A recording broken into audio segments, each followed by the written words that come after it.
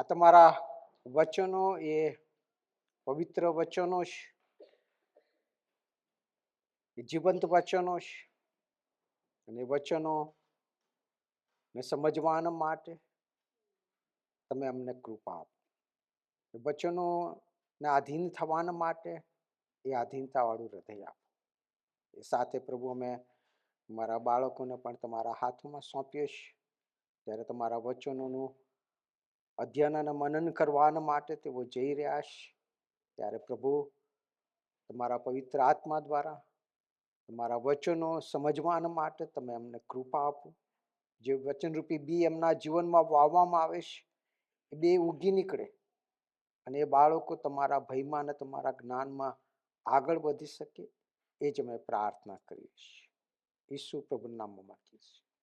Amen. અયુબના જીવન વિશે તમે બધા જ બહુ સારી રીતે જાણો છો અને અયુબના જીવનમાંથી થોડી બાબતો આજે આપણે શીખવા માંગીએ છીએ. ઘણા બધા સંદેશાઓ મેં અયુબ ઉપર આપેલા, પણ પ્રભુનું વચન એ સમુદ્ર સમાન છે. તમે જેટલી અંદર ડૂબકી મારો કંઈ ને કંઈ તમને નવું સમજવા મળે, નવું જાણવા મળે. અને એટલે ઈશ્વરે જે બાબતો બતાવી છે એ બાબતો ઉપર આપણે થોડો સમય આપણે મનન કરીશું. અયુબનું પુસ્તક એ સૌથી જૂનું પુસ્તક ગણવામાં આવે છે. અને અયુબના નો એવું માનવામાં આવે છે કે અયુબ એ ઇબ્રાહિમ, ઈસાક અને યાકૂબનો સમકાલીન હતો. એ સમયે અયુબ, ઇબ્રાહિમ એટલે કે જૂના નિયમ શાસ્ત્ર આવ્યા પહેલા અયુબ નું અસ્તિત્વ હતું. આ કોઈ ફેરી ટેલ નથી, કોઈ વાર્તા નથી. આ અયુબ એ વાસ્તવિક વ્યક્તિ હતો અને વાસ્તવિક જગ્યાએ થઈ ગયો હતો. ત્યારે જે આર્કોલોજિસ્ટ જે ખોદકામ કરે છે ને જે બાબતો મળે છે, આ ઉસ દેશનું જે વર્ણન કરવામાં આવ્યું છે, એ ઉસ દેશ કે જે સર્ધન જોર્ડનનો જે એરિયા છે ત્યાં આ ઉસ દેશ એ આવેલો હતો. અત્યારે એને આપણે જોર્ડન તરીકે ઓળખીએ છીએ. બાઇબલમાં જે કંઈ સ્થળોના ઉલ્લેખ કરવામાં આવ્યા છે, ત્યારે એમના નામ બદલાઈ ગયા, પણ એ સ્થળો વાસ્તવિક ત્યાં હતા. એટલે અને શા માટે આપણે એવું માનીએ છીએ કે અયુબ એ વાસ્તવિક વ્યક્તિ હતો? બાઇબલમાં 2 વખત એનો ઉલ્લેખ કરવામાં આવ્યો છે. હજકીએલના પુસ્તકમાં અયુબનો ઉલ્લેખ કરવામાં આવ્યો છે. નવા કરારની અંદર યાકૂબના પત્રમાં પણ અયુબનો ઉલ્લેખ કરવામાં આવ્યો છે. અને એટલે આપણે માનીએ છીએ કે અયુબ એ ખરેખર વ્યક્તિ એ હતો અને થઈ ગયો હતો. અને એના જીવનમાં આ બધી ઘટનાઓ બાઇબલમાં જે લખ્યું છે કોઈ ફેર સ્ટોરી નથી, એ વાસ્તવિક બાબતો છે. અને એના જીવનમાંથી આપણે થોડીક બાબતો શીખવા માંગે છે. અયુબ એ સમયનો સૌથી ધનાઢ્ય વ્યક્તિ હતો. એ સમયનો એને સૌથી જો પહેલા અધ્યાયમાં તમે વાંચો 3જી કલમમાં લખો છો, એની પાસે 7,000 ઘેટા, 3,000 ઊંટો, 500 બળદો, 500 ગધેડીઓ અને પુષ્કળ રાજ્ય ચિલ્લું અને સંપત્તિ હતી. તે પૂર્વના લોકોમાં સૌથી મોટો એટલે કે સૌથી જેને ધનાઢ્ય કહી શકાય એવો એ પુરુષ હતો. અને આ બધું હોવા છતાં એના વિશે એ પ્રમાણે લખવામાં આવ્યું છે કે અયુબ એ નિર્દોષ, પ્રમાણિક હતો, તેમજ ઈશ્વર ભક્ત હતો અને ભૂંડાઈથી દૂર રહેનારો હતો. અયુબ એ બહુ ધનાઢ્ય હતો, બહુ અમીર હતો. એ સમયનો સૌથી જેને અમીર વ્યક્તિમાં જેની ગણના થઈ શકે એવો આ વ્યક્તિ હોવા છતાં એના વિશે એવું લખવામાં આવ્યું છે કે અયુબ નિર્દોષ, પ્રમાણિક, ઈશ્વરનો ભક્ત અને ભૂંડાઈથી દૂર રહેનારો વ્યક્તિ હતો. અને આ બાબત આપણને ચેલેન્જ આપી જાય છે કે અય્યુબ એ આશીર્વાદો એની પાસે હતા. ઈશ્વરે એને બહુ આશીર્વાદો આપ્યા.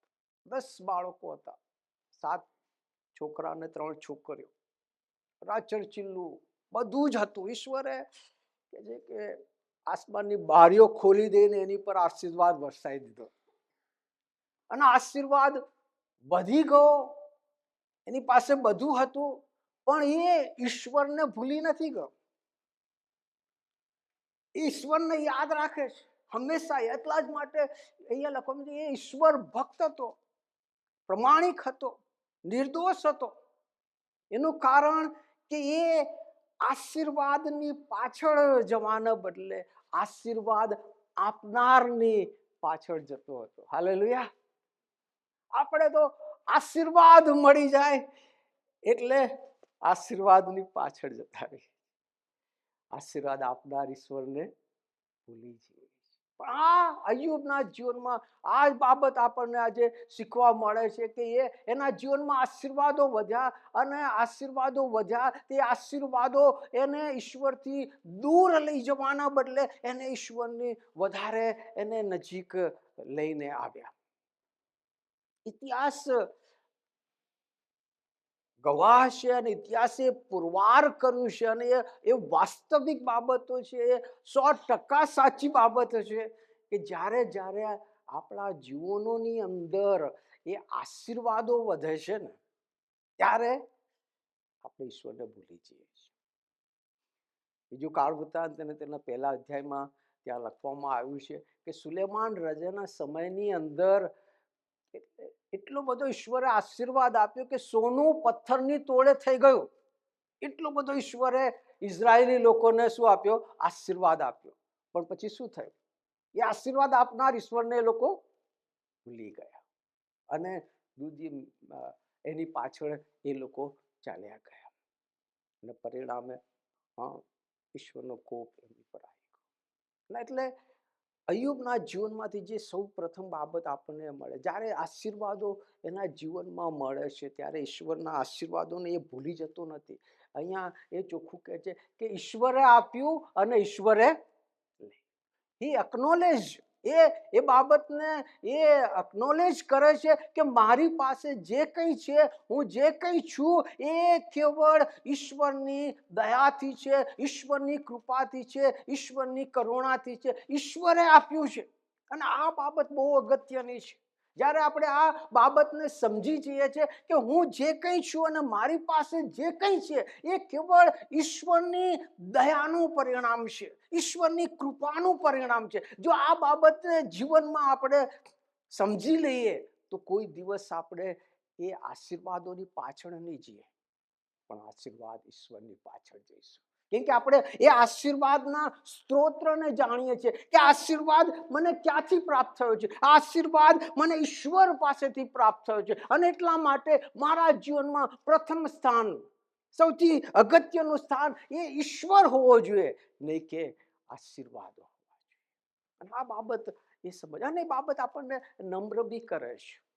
આપણે જાણીએ છીએ કે ભાઈ મારી પાસે જે કંઈ છે એ મારી મહેનતથી કે મારા સામર્થ્યથી, મારી બુદ્ધિથી, મારી આવડતથી મેં આટલું ભણ્યો છું, મેં આટલી ડિગ્રી પ્રાપ્ત કરી છે, મેં અરે ભલા માણસ, કામ કરવાના માટે ઈશ્વરે તમને શક્તિ ના આપી હોય તો શું કરી શકવાના છો? તમને ભણવાના માટે ઈશ્વરે બુદ્ધિ કોણ આપી? ઈશ્વરે આપી.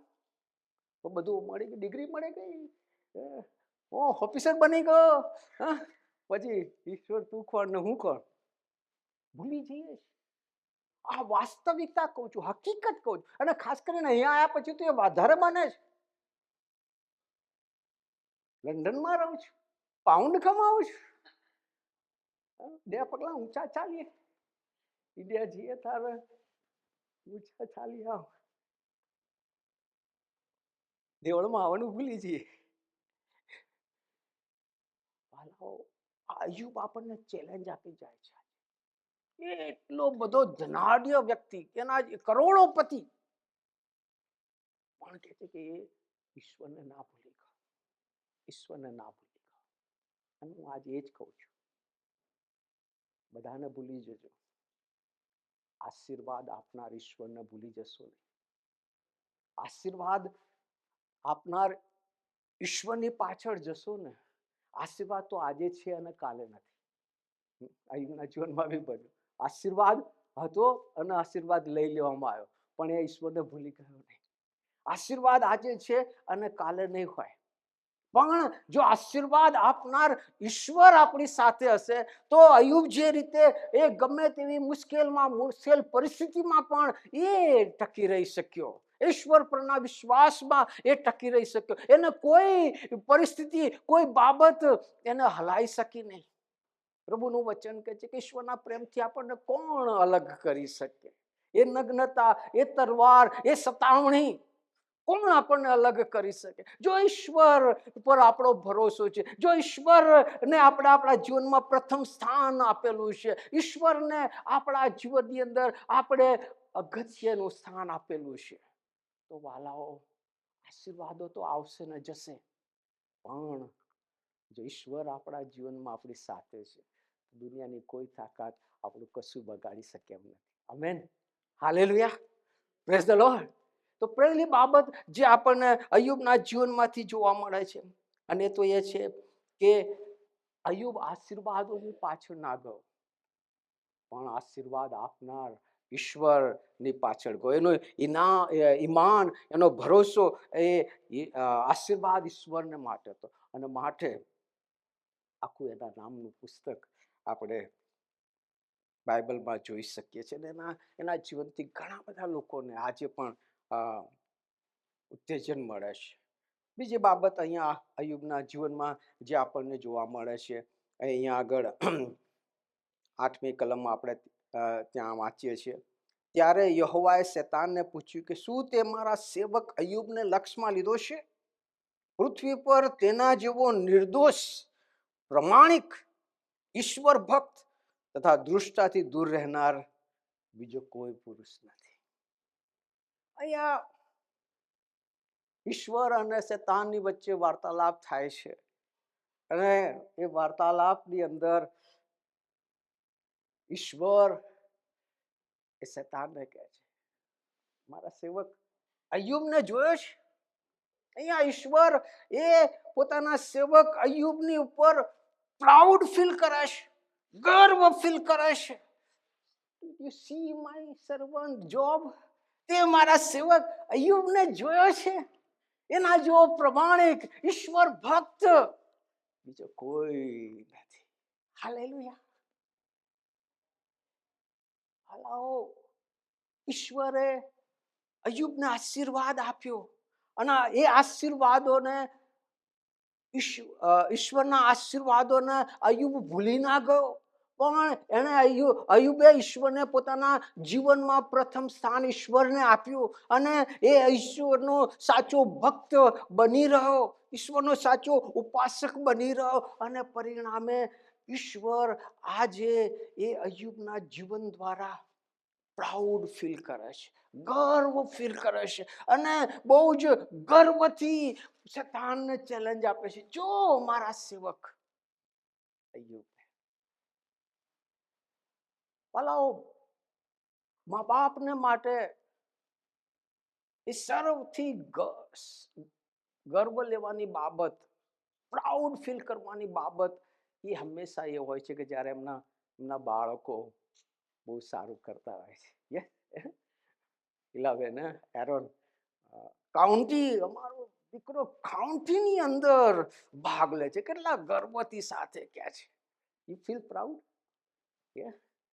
આપણે બધા પ્રાઉડ ફીલ કરીએ છીએ આપણા બાળકો કંઈક સારું કરીએ છીએ કે નહીં કરતા? કરીએ છીએ આપણે.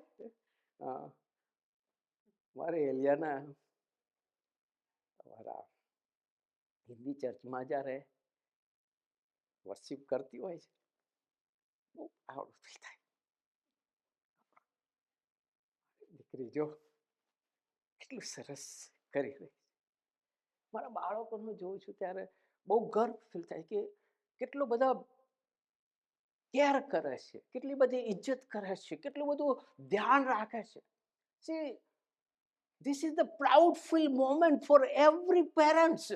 બાળકોને માટે તમે તમારું સગડું ખર્ચી નાખ્યું છે, તમારું જીવન આપી દીધું છે, તમે ભોગ આપ્યો છે, તમે ત્યાગ કર્યો છે, તમે બધું કરી દીધું છે. પણ જ્યારે બાળકો તમને માન આપે છે, તમને સન્માન આપે છે, તમારી ઇજ્જત કરે છે, ત્યારે તમે કોલર ઊંચા કરીને તમારા બાળકો માટે શું કરો છો? પ્રાઉડ ફીલ કરો. અને આ જે છે ને એ સૌથી મોટો આશીર્વાદ.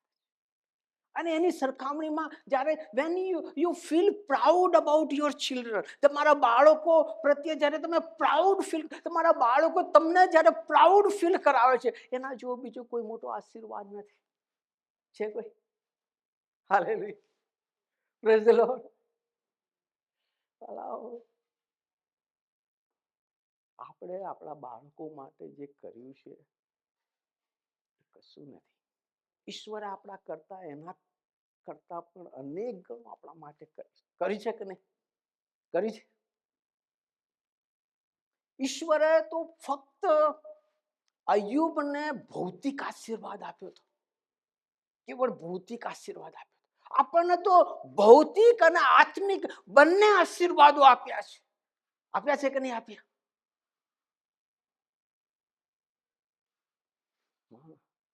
માણસનું રૂપ ધારણ કરીને આ પૃથ્વી પર આપણા માટે એમણે વધસ્તંભ પર પોતાનું જીવન આપી દીધું, પોતાનું લોહી. એ પ્રભુ કહે છે કે મેં તમારા માટે નથી કર્યું એવું શું બાકી મૂક્યું છે? બધું કરી ચૂક્યો છું.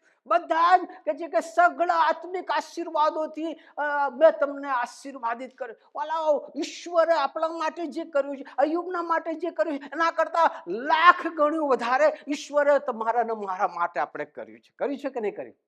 સમજ છો મારી સાથે? યસ. તમારા ને મારા જીવનને જોઈને આજે ઈશ્વર શું કહે છે? Did he feel proud? મારા જીવનને જ્યારે જુએ છે ત્યારે એ પ્રાઉડ ફીલ કરે છે, કહી શકે છે શેતાને, જોયો મારા સેવક, એના જેવો પવિત્ર ઈશ્વર ભક્ત બીજો કોઈ નથી.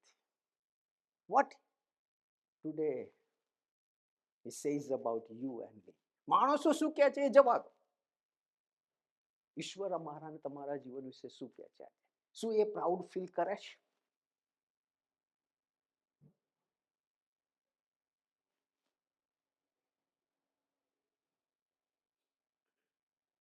ગર્વ ફીલ કરે છે? મારા બાળકો જેમના માટે મેં બધું જ કર્યું છે.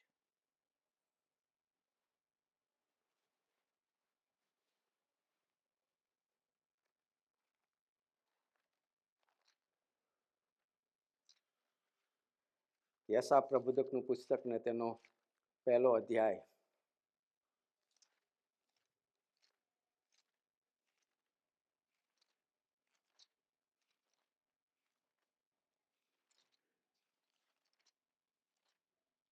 યશાયા પ્રબોધકને તેનો 1લો અધ્યાય અને ત્યાં આગળ બીજી કલમમાં પ્રભુ એ પ્રમાણે કહે છે, હે આકાશો સાંભળો, હે પૃથ્વી કાન દે, કેમ કે યહોવા બોલ્યો છે, મેં છોકરાને ઉછેરીને મોટા કર્યા છે, પણ તેઓએ મારી વિરુદ્ધ ફિતૂર કર્યું છે. બળદ પોતાના માલિકને ઓળખે છે, ગધેડો પોતાના ધણીની ગભાણ જાણે છે, પણ ઇસ્રાયેલ મારા લોક જાણતા નથી, મારા લોક વિચાર કરતા નથી. 4થી કલમમાં કહે છે કે વનથી ગયેલા છોકરાઓ, હે અરે પાપ કરનારી પ્રજા, અન્યાયથી લદાયેલા લોક, વનથી ગયેલા છોકરા. 2 સાક્ષી અય્યુબના વિશે કહે છે કે જુઓ અમારો સેવક પ્રાઉડ ફીલ કરે છે. આ ઇસ્રાયેલી પ્રજા કે જેને ઈશ્વરને મિસ્રની ગુલામગીરીમાંથી છોડાવી લાવ્યા, કોઈ પ્રજા વગરના, કોઈ હક વગરના, કોઈ સ્થાન વગરના એ પ્રજાને એમણે પોતાની શ્રેષ્ઠ પ્રજા બનાવી, એમને પોતાનો શ્રેષ્ઠ દેશ આપ્યો, દૂધમતી રેલમછેલ વાળો દેશ આપ્યો. એ આશીર્વાદો એટલા બધા આપ્યા કે સોનું પથ્થરની તોડે થઈ ગયું. એ આ પ્રજાને વિશે એ ઈશ્વર કહે છે કે મેં છોકરાને ઉછેરીને મોટો કર્યો છે, પણ તેણે મારી વિરુદ્ધ ફિતૂર કર્યો છે. વનથી ગયેલી પ્રજા, અડિયેલ પ્રજા, હઠેલાયેલી પ્રજા. આ 2 અય્યુબના જીવન વિશે સાક્ષીને આ ઇસરાયેલી લોકો વિશે કઈ કઈ બાબત મને લાગુ પડે છે? આજે ઈશ્વરને જોઈને મને શું કહે છે? અડિયલ પ્રજા, અડિયલનો મતલબ શું થાય? ઘમંડી, હું પણ સ્વ પણ. તમે ગમે એટલું બોલો ને, એક કાનથી બીજા કાને કાઢી નાખવાનું, અહીંયા નહીં ઉતરવાનું. આયા થાય એવા પાછા જવાનું. અમે તો અહીંયા આગળ બેન્ચીસ ઘસવા માટે આયા છે, સુધારવા માટે નહીં આયા. કઈ કઈને થાકીએ. આ વચનને આપણે શું કહેવાય કે એને બહુ લાઇટલી લેતા થઈ ગયા. આ યશાયા પ્રભુ પ્રચાર કરી કરીને થાકી ગયો, બોલી બોલીને થાકી. ઈશ્વર પાસેથી ડાયરેક્ટ વચન મેળવ્યું અને કીધું, બે સુધરો. પણ કે છે કે અમે નથી સુધરવાના. આ સેમ પ્રજામાં આપણે આવીએ છીએ. અમે તો એવા ને એવા રહેવાના. નમ્ર ના, હું શું કામ નમ્ર થવું? હું શું કામ જઈને માફી માંગવું? હું કોણ? મારે શા માટે સોરી કેવી પડે? સાચી વાત.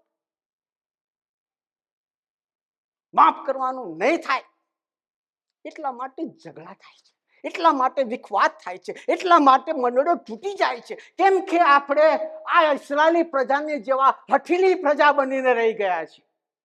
સોરી, તમને ખોટું લાગે તો માફ કરજો. સાચું કહું છું.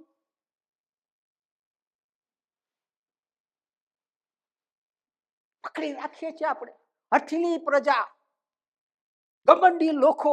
અને એટલે પ્રભુ કહે છે કે મેં છોકરાને ઉછેરીને મોટો કર્યો છે, પણ એને મારી વિરુદ્ધ.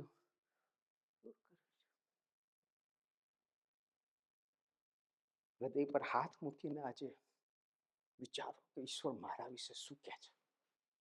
Does he feel proud about my life? Or અથવા એમ કેમ છે કે આ છોકરાને ઉછેરીને મોટો કર્યો છે, મેં આટલા બધા આશીર્વાદો આપ્યા છે, અગણિત આશીર્વાદો આપ્યા છે, માગે અને કલ્પ્યા કરતા પણ વિશેષ મેં આપ્યું છે, પણ એ નમ્ર થવાના બદલે, હંબલ થવાના માટે, મારા પ્રથમ સ્થાન આપવાના બદલે એણે મારી વિરુદ્ધ ફિતૂર કર્યું છે. આજે સાંભળવાને ખાન હોય તો છાતી પર હાથ મૂકીને પૂછી જુઓ પોતાની જાત, મારા વિશે પ્રભુ શું કહે છે? વાલાઓ, ઈશ્વરે એની પ્રેસ્ટીજ છે ને, એની પ્રેસ્ટીજ, એની પોતાની પ્રેસ્ટીજ મારા ને તમારા હાથોમાં મૂકી દીધી કે તારા દ્વારા હું મારો મહિમા પ્રગટ કરવા માંગુ છું. હાલેલુયા. એ રાજાઓનો રાજા, એ પ્રભુઓનો પ્રભુ, એ ઈશ્વર, એની પ્રેસ્ટીજ, એનો ગર્વ, એનો મહિમા એમણે મારા ને તમારા હાથોમાં મૂક્યો છે. એ ગયું અયુબની માફક આપણા જીવનથી પ્રાઉડ ફીલ કરવા માંગે. અને એને બીજું કશું નથી જોતું કે જે મેં તમારા માટે કર્યું છે એના માટે આપણે ઈશ્વરને કશું આપી શકતા નથી. આપી શકીએ છીએ?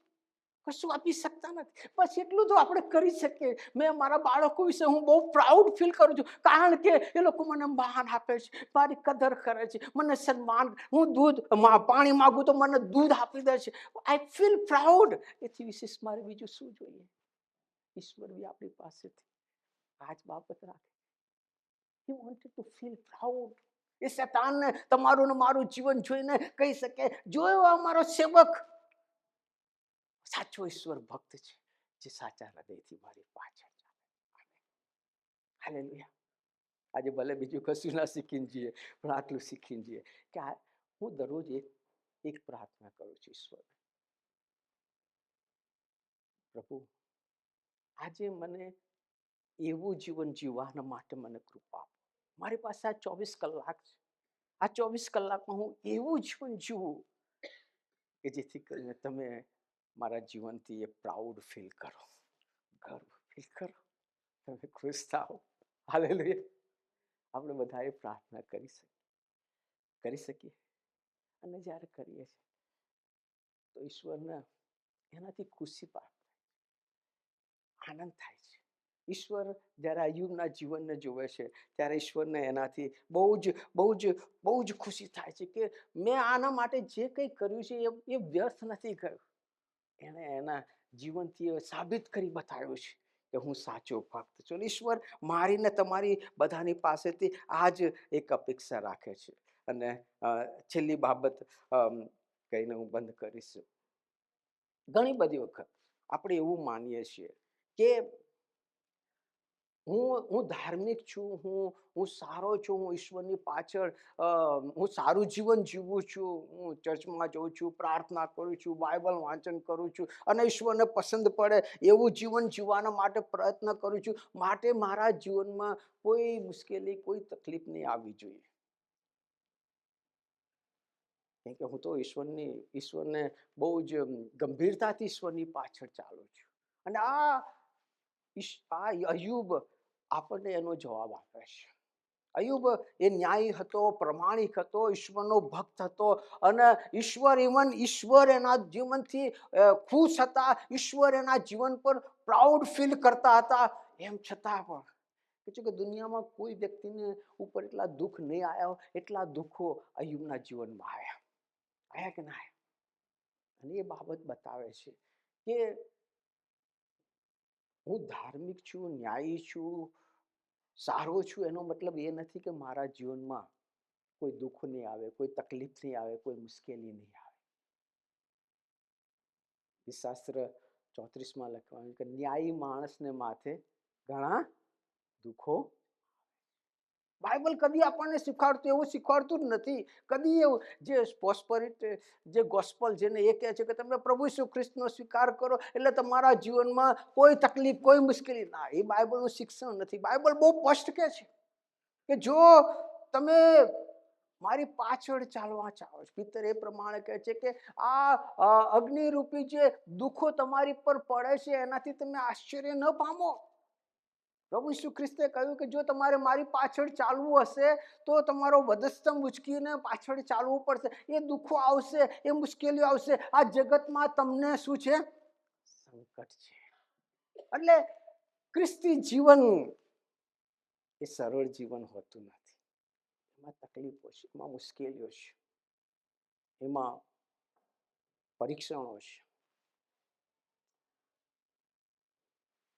એક હિન્દુ બેન એ પ્રભુનો સ્વીકાર કર્યો. એક દિવસ મારી પાસે આવ્યા, ત્યાં હિન્દી ચર્ચના.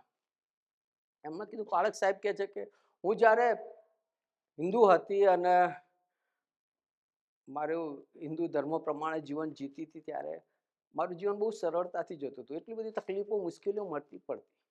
મેં પ્રભુ ઈસુ ખ્રિસ્તનો સ્વીકાર કર્યો, પ્રભુ ઈસુ ખ્રિસ્તની પાછળ ચાલવાનો મેં નિર્ણય કર્યો અને પ્રભુ ઈસુ ખ્રિસ્તની પાછળ અત્યારે હું ચાલું છું. શરૂઆતમાં બહુ સારું હતું બધું. ઈશ્વર મારી પ્રાર્થના સાંભળતા હતા, બધું વ્યવસ્થિત ચાલતું હતું. પણ પછી કે છે કે ધીરે ધીરે મારા જીવનમાં બધી તકલીફો આવવા લાગી, મુશ્કેલીઓ આવવા લાગી, વધારે ને વધારે પરીક્ષણો આવવા લાગ્યા. જીવન બહુ જ મુશ્કેલ બની ગયું. આવું કેમ કે છે કે હું તો પ્રભુને બહુ ચાહું છું, બહુ પ્રેમ કરું છું અને એને પસંદ પડે એવું જીવન જીવવાના માટે પ્રયત્ન કરું, તો આટલી બધી મુશ્કેલીઓ, આટલી બધી તકલીફો કેમ પ્રભુ મારું સાંભળતા નથી? મેં કીધું, તમારા બાળકો છે? તો કે હા. કે સ્કૂલમાં જાય છે? તો કે હા. અભ્યાસ કરે છે? કે હા કરે છે. મેં કહ્યું, એમને પરીક્ષા હોય છે સ્કૂલમાં? તે હા હોય છે ને. મેં કીધું, પરીક્ષા ના હોય ને બધાને દર વર્ષે પાસ કરી દેવામાં આવે તો શું થાય? એ કોલેજ તો પાસ કરી લેશે પણ એને બુદ્ધિ કે જ્ઞાન નહીં મળે. એ હતા ત્યાં ને ત્યાં રહેશે. સાચી વાત. પરીક્ષા આપણને આપણે શું કરે છે? મજબૂત કરે છે, આપણા વિશ્વાસમાં આપણને સ્ટ્રોંગ કરે છે.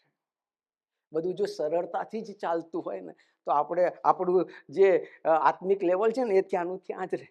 પણ ઈશ્વર ચાહે છે કે આપણે એ આત્મિક પરિપક્વ બનીએ, એ કે જે ખ્રિસ્તની સંપૂર્ણતાની પાયરી સુધી આપણે પહોંચીએ. અને એ ખ્રિસ્તની સંપૂર્ણતાની પાયરી સુધી પહોંચવાના માટે ઈશ્વર આપણને અલગ અલગ પરિસ્થિતિમાંથી, અલગ અલગ સમયમાંથી, અલગ અલગ સંજોગોમાંથી આપણને પસાર કરે છે કે જેથી કરીને આપણે એ ખ્રિસ્તની સંપૂર્ણતાની શું પાયરી સુધી પહોંચી શકીએ. વાલાઓ, એ આપણી પર પ્રેમ કરે છે, એ આપણને ચાહે છે, એ આપણો કેર કરે છે. એ આના આપણે દુશ્મન નથી. એ આપણા જીવનમાં યુસુફે 13 વર્ષ સહન કર્યું. પણ એ ઈસોપે 13 વર્ષે ઈશ્વરે એને એ ગુલામીમાંથી એને પસાર કર્યો, એ મુશ્કેલ પરિસ્થિતિમાંથી પસાર કર્યો કે જેથી કરીને એ મિશનનો વડાપ્રધાન બની શકે. Hallelujah, praise the lord. ઈશ્વર આપણને, આપણી પાસે શોર્ટ ટર્મ આયોજન હોય છે, ઈશ્વરની પાસે બહુ લોંગ ટર્મ આયોજન છે. ઈશ્વર આપણને એ ખ્રિસ્તની સંપૂર્ણતાની પાયરી સુધી પહોંચેલા આપણને જોવા માંગે છે. એ ખ્રિસ્ત સભાન જોવા મળે છે અને એ સ્વભાવ, એ નેચર આપણો ઉત્પન્ન થાય એટલા માટે ઈશ્વર આપણને અલગ અલગ પરિસ્થિતિઓમાંથી પસાર થાય છે. અને એટલે આપણે યાદ રાખવામાં જરૂર છે કે મારા જીવનમાં બનતી હરેક ઘટના એ ઈશ્વરની પ્રેમપૂર્ણ યોજનાનો એક ભાગ છે.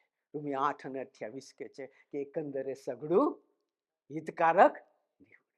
એટલે જ્યારે તકલીફો આવે, મુશ્કેલીઓ આવે ત્યારે ઈશ્વરને કોસવાને બદલે, ઈશ્વરને શ્રાપ દેવાને બદલે ઈશ્વરનો ધન્યવાદ આપીએ. જેમ અય્યુબે કહ્યું, મારા માના ઉદરમાંથી નાગો આવ્યો તો નાગો પાછો જઈશ, ખાલી હાથે આવ્યો તો ખાલી હાથે પાછો જઈશ, પણ ઈશ્વરના નામને ધન્યવાદ હો. Amen, hallelujah. જ્યારે આપણે ઈશ્વરની દરેક પરિસ્થિતિને આપણે ઈશ્વરની પ્રેમપૂર્ણ યોજના તરીકે આપણે સ્વીકારીશું ત્યારે ઈશ્વર આપણા જીવનમાં કાર્ય કરશે. અને ઈશ્વરનો જે હેતુ ને જે ધ્યેય અને ઈરાદો આપણા માટે છે કે આપણા જીવનને જોઈને એ પ્રાઉડ ફીલ કરે, એ ગર્વ ફીલ કરે, એ હેતુ ત્યારે પરિપૂર્ણ થશે. Amen, hallelujah. પ્રભુ આપણને કૃપા આપે કે આપણે અય્યુબ જેવા બની શકીએ. આવો પ્રાર્થના કરીએ. પ્રભુજી, આભાર માનીએ છીએ આ સમયને માટે કે તમે તમારી કૃપાની અંદર અમને તમારી સમક્ષ લઈને આવ્યા છે, એકત્રિત કર્યા છે. તમારા વચનના માટે આભાર માને છે. પ્રભુ, જે પ્રમાણે મેં સાંભળ્યું એ પ્રમાણે આ વચનને પ્રભુ અમે એક કાનેથી સાંભળીને બીજા કાને કાઢી નાખનાર નહીં, પણ એને જીવનમાં ઉતારનાર, એ પ્રમાણે જીવન જીવનારા અમે બની શકીએ કે જેથી કરીને પ્રભુ કાલે જ્યારે અમે અહીંથી બહાર જઈએ ત્યારે તમે અમારા જીવનોને જોઈને પ્રભુ એ પ્રાઉડ ફીલ કરો, એ ગર્વ ફીલ કરો અને કહો કે આ મારો દીકરો, આ મારી દીકરી કે જેના ઉપર હું પ્રસન્ન છું. હા પ્રભુ, એવા બાળકો બનવાના માટે તમે અમને કૃપા આપો. ઈસુ પ્રભુના નામમાં માંગીએ છીએ.